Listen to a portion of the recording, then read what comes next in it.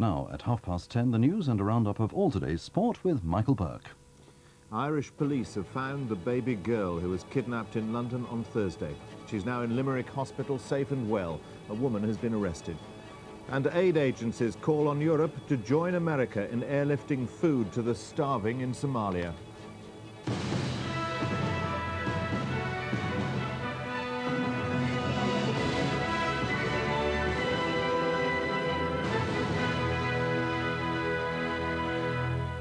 Good evening. The police in the Irish Republic have found Farah Cooley, the 6-month-old baby girl who was abducted in London on Thursday.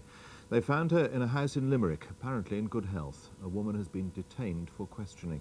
The baby's parents are on their way to Limerick to collect her. Safe in the arms of a nurse, Farah's ordeal is over. She's being kept in hospital for observation, but it seems she hasn't been badly affected. Child has been examined by one of our junior doctors, appears to be in good health and clean, and will be held until such time as the parents, who I gather are en route from Dublin, come, identify and collect the child. Pictures of baby Farah on every television news bulletin prompted a widespread search, and amid the desperation, a feeling of optimism grew.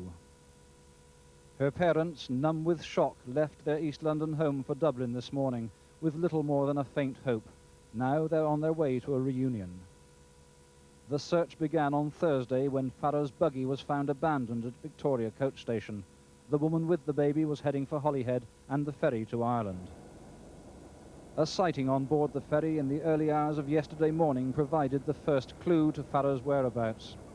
When it docked at Dunleary, a woman with a baby she called Chloe tried to find a room in the port. Brendan McLaughlin's guest house was one of 3 or 4 she tried. There was no sign of distress with the child, certainly, you know.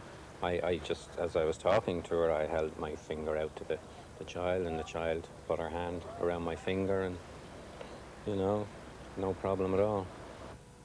Without a room, the woman and the baby took this bus into the capital, a short journey away. They were seen at the bus station, where one witness said she asked for a bus to County Clare, where Farah was eventually found. A photo-fit picture was issued of the kidnapper. Tonight, police swooped on a cottage north of Limerick. A woman is being questioned. Police in Cheshire are searching for a kidnapper who released a bank manager's wife after he'd escaped with a £40,000 ransom.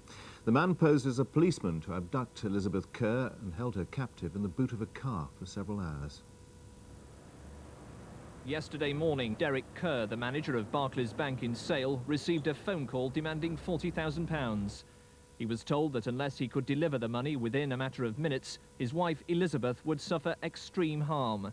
She'd earlier been kidnapped by a man posing as a policeman who called at the family residence in Holmes Chapel, claiming her husband had been hurt in an accident. Without informing the police, Mr. Kerr handed over the money to the driver of a blue Ford Orion close to a motorway junction. His wife, who'd been assaulted and locked in the boot of the car, was released at an isolated wood 2 hours later. Detectives who described the kidnapper as well over 6 feet tall with ginger hair said it was a callous crime. He's dressed in a police uniform to start with, which isn't too good from our point of view, obviously, but this shows what sort of a planner he is.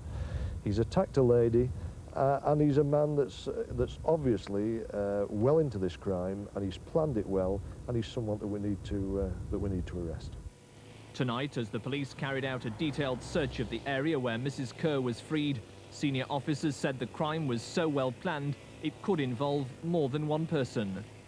The United States is to mount an emergency airlift of food to Somalia.